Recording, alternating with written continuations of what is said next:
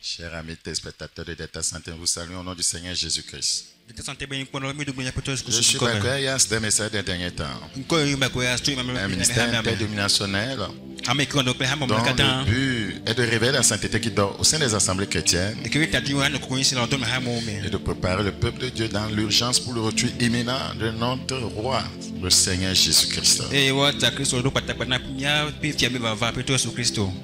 Pour ce faire, toute la parole doit être enseignée. Nous saluons tout le monde, les frères et sœurs, les collègues pasteurs qui nous suivent chaque vendredi à 21h30 sur cette antenne. Que le Seigneur vous bénisse.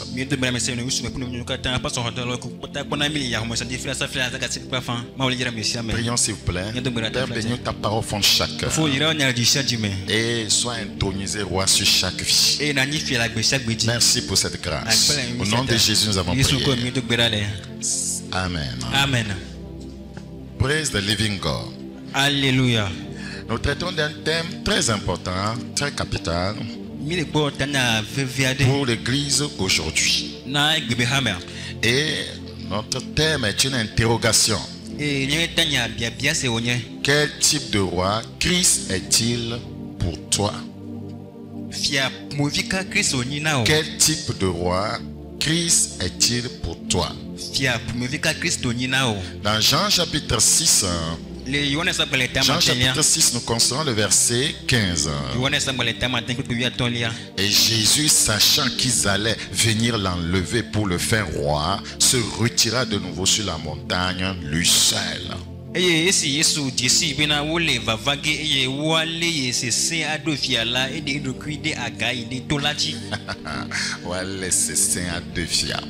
Je relis. Et Jésus, sachant qu'il allait venir l'enlever. Ça veut dire que c'est de force. L'enlever. Pour le faire roi de force. Se retira de nouveau sur la montagne, lui seul. Tout le monde aime, voyez, la royauté. Chose bizarre dans ce passage, le Seigneur est en train de fuir, voyez, un type de royauté. Lui qui est étiqueté de roi dans plusieurs passages des Écritures est en train de fuir un type de royauté, voyez, ici. Ouais, nous allons lire un passage où il est appelé roi. Nous sommes dans Apocalypse chapitre 9, le verset 16. Apocalypse chapitre 19, le verset 16, s'il vous plaît. Apocalypse chapitre 9, le verset 16. Il avait sur son vêtement et sur sa cuisse un nom écrit Roi des rois et Seigneur des seigneurs. Il est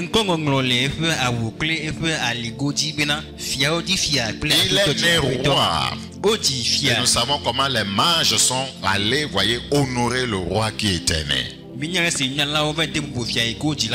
est le problème maintenant que les hommes sont venus, voyez, l'enlever et le faire roi, et il est en train de s'échapper, de fuir, de s'éclipser. Voyez, c'est juste parce que Christ refuse d'être n'importe quel roi. Quel genre de roi les gens font-ils de Christ aujourd'hui? Il proclame, confesse que Christ est roi sur leur vie. Quel type de roi? Premier point de cet enseignement. Pourquoi les gens ou les hommes intronisent Christ comme roi sur leur vie? Pourquoi les hommes intronisent-ils Christ comme roi sur leur vie? Voyez, pour bien comprendre ceci, retournons dans Jean chapitre 6. Nous allons lire maintenant le verset, voyez, nous allons lire par le verset 1. Jean chapitre 6, le verset 1.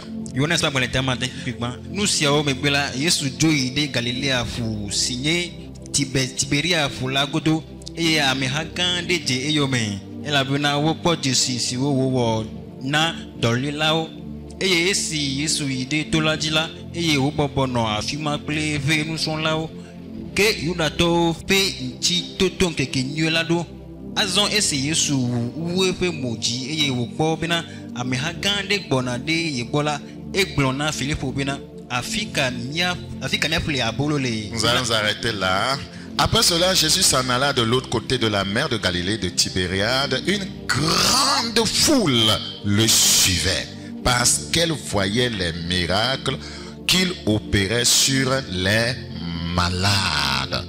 Parce qu'elle voyait les miracles qu'il opérait sur les malades. C'est pourquoi cette grande foule le suivait. Plusieurs se rendent en foule dans certaines assemblées, voyez, chrétiennes, à cause, voyez, des miracles. Beaucoup le suivent juste à cause des miracles. Pour eux, voyez, il est roi des miracles. Ils veulent l'introniser dans leur vie seulement comme le roi des miracles. C'est pourquoi il a fui. Donc, voyez, il ne voulait pas, voyez, être, voyez, étiqueté du roi des miracles. Ce n'était pas le but principal pour lequel il était venu. Je le dis et je le répéterai toujours. Si c'est à cause des miracles que tu, voyez, suis Christ, tu tomberas facilement dans les pièges de l'ennemi.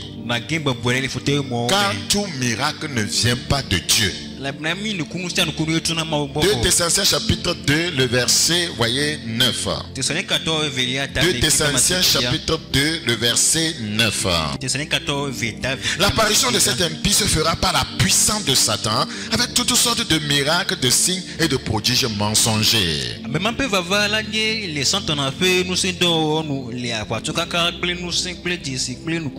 ça veut dire que Satan aussi fait des miracles. Donc le Seigneur ne voulait pas qu'il y ait confusion, voyez, dans ce qu'il est venu, voyez, pour faire et ce que Satan aussi peut faire. Parce qu'il y a quelque chose que Jésus fait que Satan ne pourra jamais faire.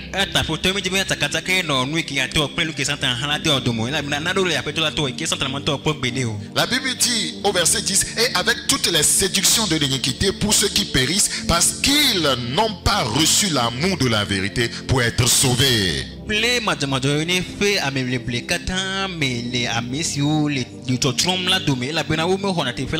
Pour être sauvé, vous devez aimer la vérité. Beaucoup n'aiment plus la vérité. Beaucoup aiment, voyez, qu'on les tombe. Beaucoup aiment qu'on les mente, qu'on les donne des prophéties mensongères. Aussi Dieu leur envoie une puissance d'égarement. Quand vous n'aimez pas la vérité, Dieu va vous livrer à l'égarement. Aussi Dieu leur envoie une puissance d'égarement pour qu'ils croient au mensonge. Quand quelqu'un n'aime pas, voyez, de tout son cœur la vérité, Dieu va le livrer, voyez, à l'amour du mensonge. Afin que tous ceux qui n'ont pas cru à la vérité, mais qui ont pris plaisir à l'injustice, soient condamnés.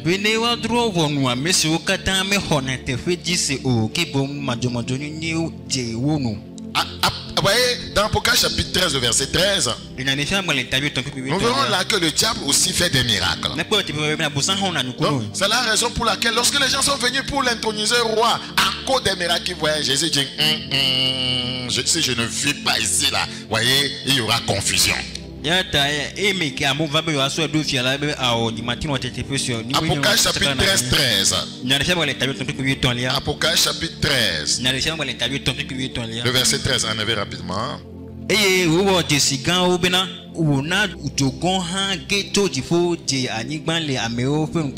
Mais la bête, elle opérait de grands prodiges, même jusqu'à faire descendre du feu du ciel sur la terre à la vue des hommes. Et elle séduisait les habitants de la terre par les prodiges qui lui étaient donnés d'opérer en présence de la bête. Vous voyez, les gens sont séduits aujourd'hui par les prodiges. Donc les prodiges, les miracles de Christ séduisaient tellement les gens que les gens couraient en foule, voyez, à sa recherche. Donc ils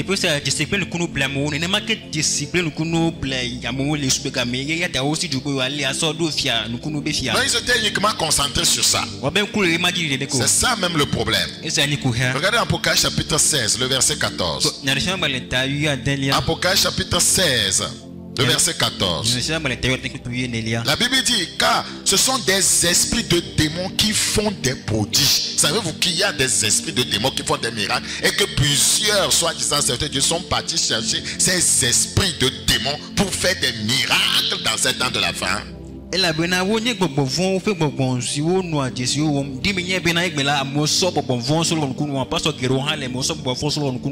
Les gens sont partis chercher ces esprits chez la sirène, chez les satanistes, pour opérer des signes et des prodiges. Car ce sont des esprits de démons. Il y a des démons qui font des miracles. Voilà. Il suffit qu'on lance un démon dans ton pied paralysé et le démon va te mettre debout. Et on va sauter. Alléluia, Jésus est glorieux. Quand ils disent Jésus, voyez, dans le monde spirituel, voyez, Jésus a 4 provenances. Voyez, des fois, ce n'est pas notre Jésus que les gens appellent. Jésus là. Voyez, Jésus, le nom Jésus là, dans le monde spirituel, ça a 4 provenances. Ne croyez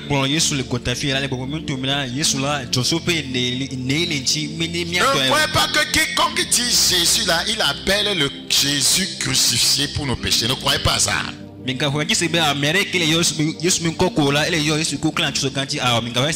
Oui, c'est très important. Car ce sont des esprits de démons qui font des prodiges et qui vont vers les rois de toute la terre afin de les rassembler pour le combat du grand jour du Dieu Tout-Puissant.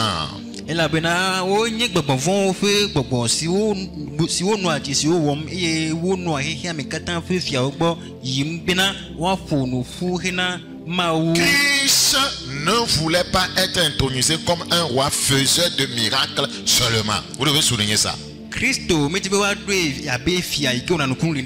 Était-il roi? Oui. Pourquoi on veut l'introniser? Il refuse. Parce qu'ils avaient une mauvaise conception de sa royauté. Ils avaient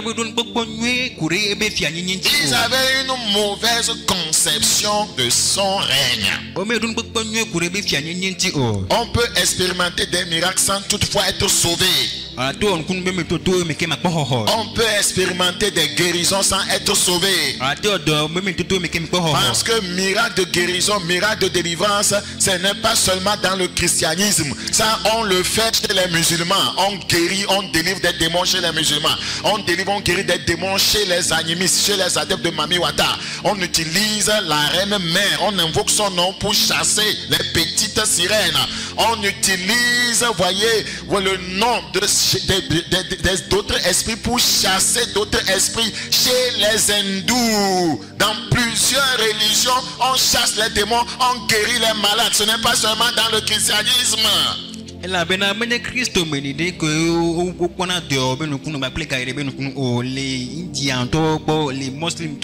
Africains,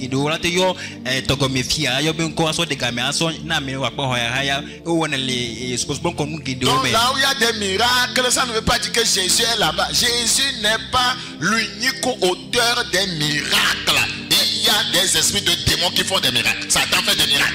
C'est pourquoi l'entrée au ciel n'est pas conditionnée par ça. N'avons-nous pas chassé des démons en ton nom? N'avons-nous pas prophétisé en ton nom? N'avons-nous pas chassé, guéri les malades en ton nom? Retirez-vous de moi. Je ne vous ai jamais connu. Nous devons avoir une saine mentalité.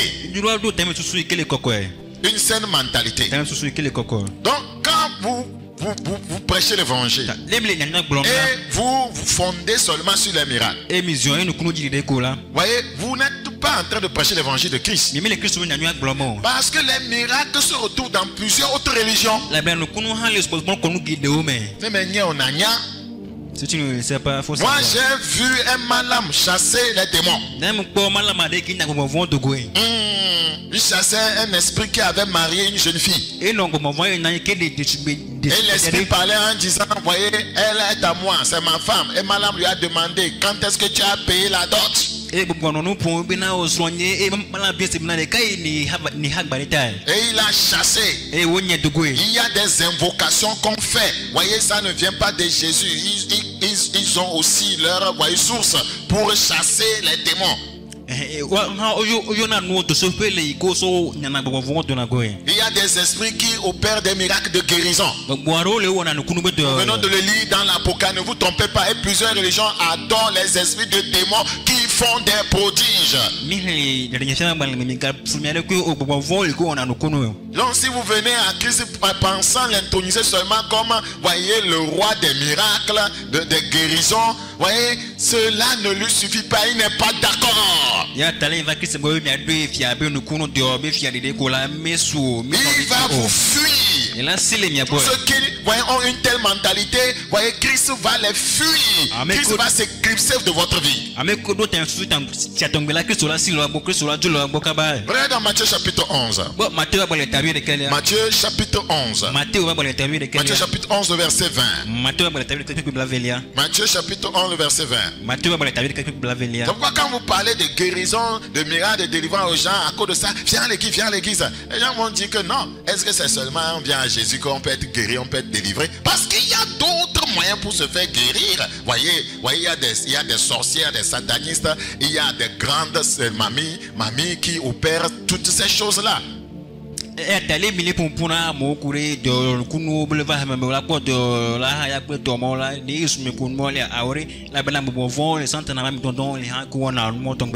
Christ ne veut pas la confusion.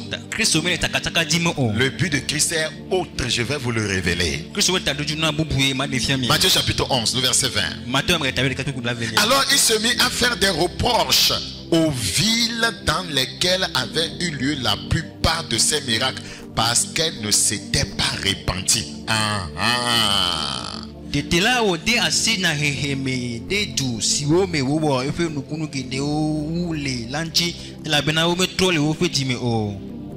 Est-ce que vous êtes en train de comprendre? Jésus se mit à faire des reproches aux villes dans lesquelles avaient eu lieu la plupart de ces miracles, parce qu'elles ne s'étaient pas répandues. C'est ce que nous voyons aujourd'hui. C'est ce que nous vivons aujourd'hui. Plusieurs capitales africaines où il y a eu beaucoup de croisades de miracles n'ont pas produit des croyants convertis. Ça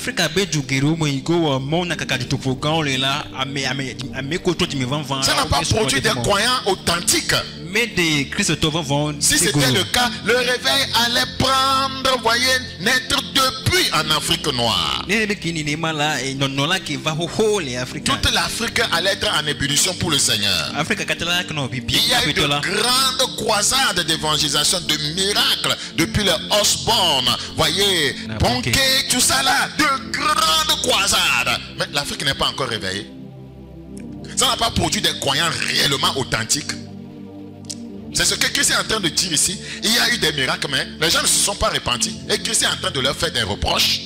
Et tout cas, c'est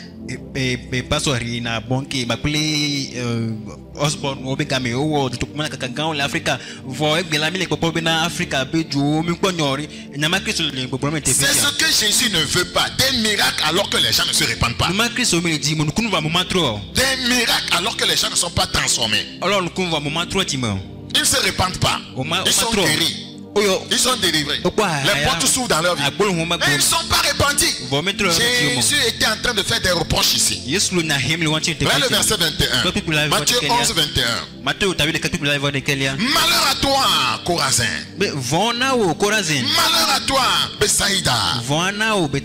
Si vous recevez des miracles sans conversion, le Seigneur vous maudit. Car si les miracles qui ont été faits au milieu de vous avaient été faits dans Tyr et dans Sidon, il y a longtemps qu'elles se seraient répandues en prenant le sac et la cendre.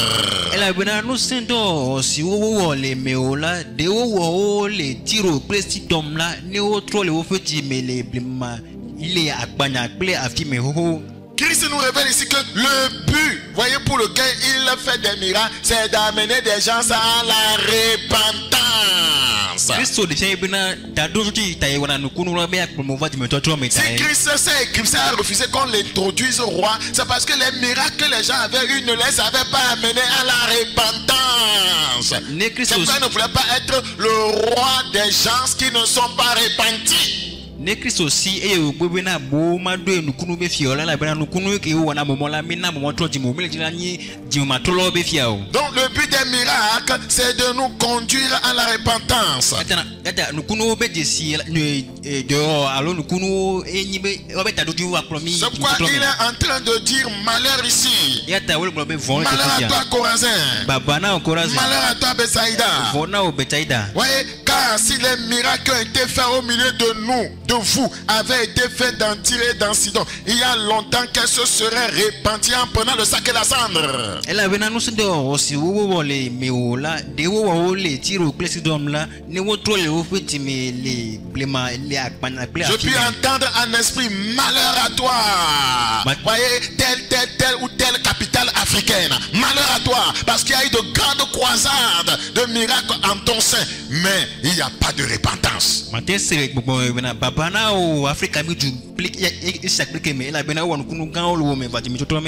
Voilà un exemple, papa. Regardez dans Luc chapitre 17. Luc chapitre 17. Luc chapitre combien? Luc chapitre 17. Nous considérons le verset 12. Luc chapitre 17, le verset 12. Comme il entrait dans un village, 10 lépreux vinrent à sa rencontre. Se tenant à distance, ils levèrent la voix et dirent: Jésus, maître, aie pitié de nous. Dès qu'ils les eurent vus, il leur dit: allez vous montrer au sacateur. Et pendant qu'il y allait, il arriva qu'il fut guéri. L'un de ceux, voyant guéri, revint sur ses pas, glorifiant Dieu à haute voix. Il tomba sur sa face aux pieds de Jésus et lui rendit grâce. C'était un Samaritain. Jésus, prenant la parole, dit: les 10 n'ont-ils pas été guéris et les 9 autres, où sont-ils? Pourquoi Jésus s'interroge ainsi? Quel était le but pour lequel il a opéré le miracle de guérison dans la vie des 10 lépreux? C'est pour qu'il, voyez, l'adore. C'est pour qu'ils viennent et nous reconnaissent comme leur Seigneur et Sauveur et Maître. Un seul lépreux est retourné à Jésus. Les autres, une fois guéris, youpi, ils sont rentrés chez eux. Les gens viennent à l'église, ils cherchent quoi seulement? Guérison, délivrance, mariage, après youpi. Ils n'ont plus de relation avec le Seigneur. Mais il y a un ici qui a compris que la relation avec le Seigneur est plus importante, voyez, que l'unique guérison. C'est pourquoi elle est retournée pour se lier au Maître. Anidila asike si aola meke obe haya ko la bobe yupi oto ya home ne make hospital de olo vraiment bol le kunu son ne appel de timi mi ko pe ko la yupi voilà anidila de cas c'est trop peu quoi au soupe ya bena et la gere ka tin ba plutôt. Écoutez, leur miracle ne les avait pas encore sauvés. C'est la relation intime avec le Seigneur, en le reconnaissant comme notre Seigneur sauveur personnel. C'est ça qui engendre le salut dans notre vie. Regardez le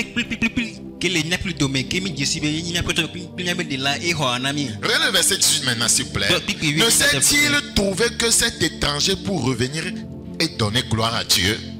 Regardez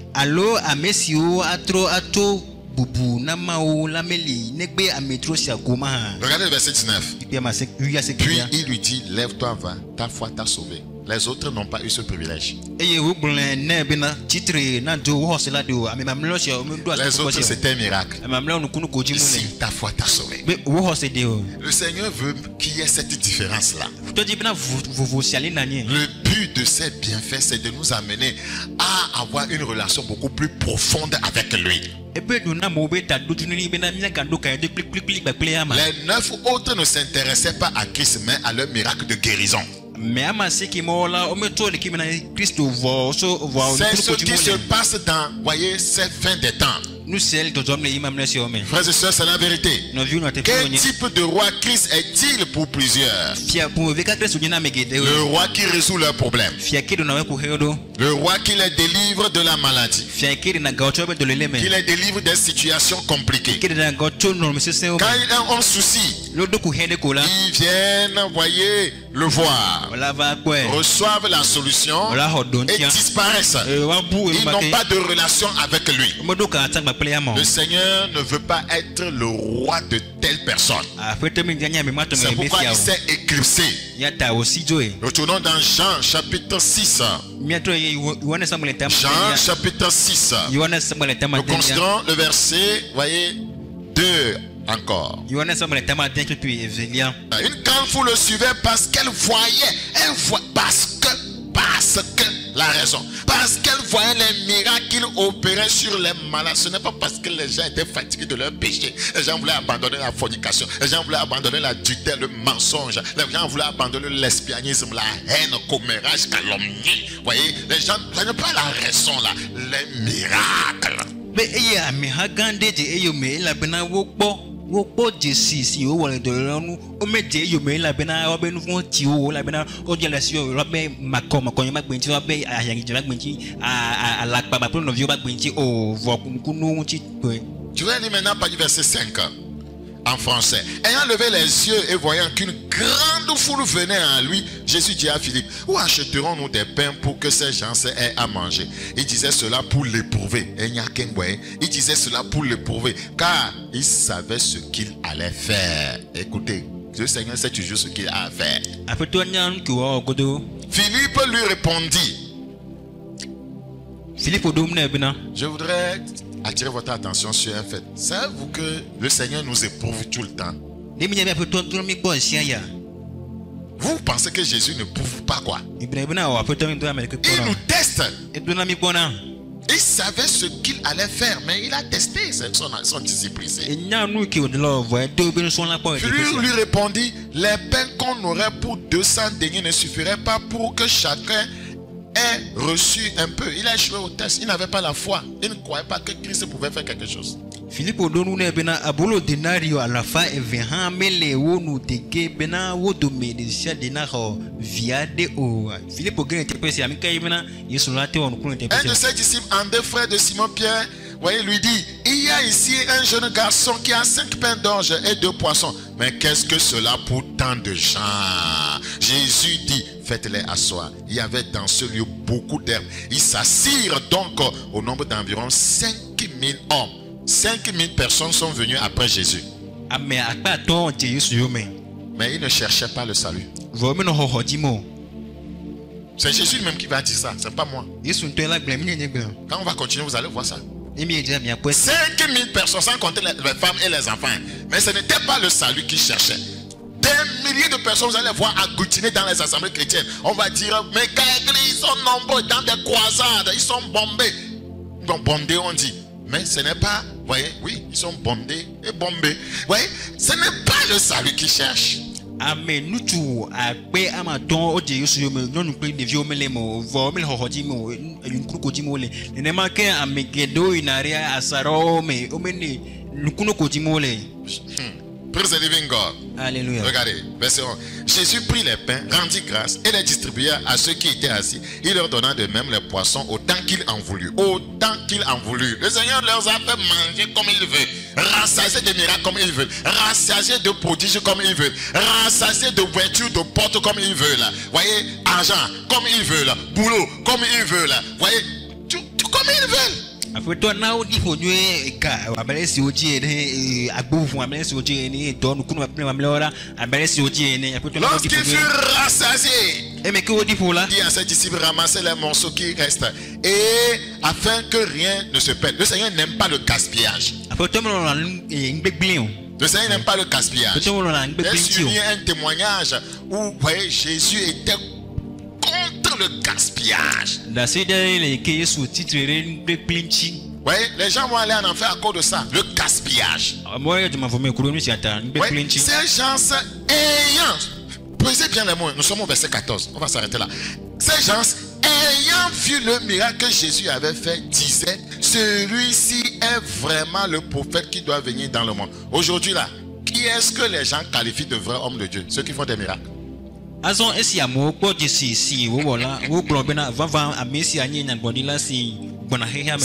sait ça, c'est pourquoi il a envoyé tellement de faux, des satanistes, des faux hommes de Dieu qui font des miracles. Et les gens continuent à dire: c'est ceux-là qui sont des serviteurs de Dieu. Quand vous prêchez le salut, on ne vous compte pas dedans. Santana nyasi anwanti wodon ala pamona gbonao ala pamona gbonao Santana mkuton iko na nukunu kede eye lo okpo okola be na mo ba mo vanvansi mo ba me ba. Si vous êtes attentif en lisant en sondant les Écritures, vous allez voir que rien n'a changé. Rien n'a changé. Satan n'a pas changé de stratégie, ça marche. Ces gens-là, je ne suis pas parmi eux. Ayant vu le miracle que Jésus avait fait, c'est le miracle qu'on doit voir avant de savoir que quelqu'un est un serviteur de Dieu. Est-ce que Jean-Baptiste avait fait un miracle?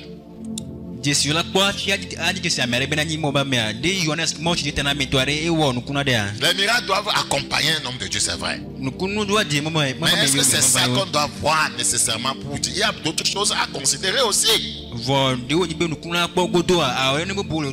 Si on doit considérer seulement les miracles, on fait fausse route. Il y a d'autres aspects aussi.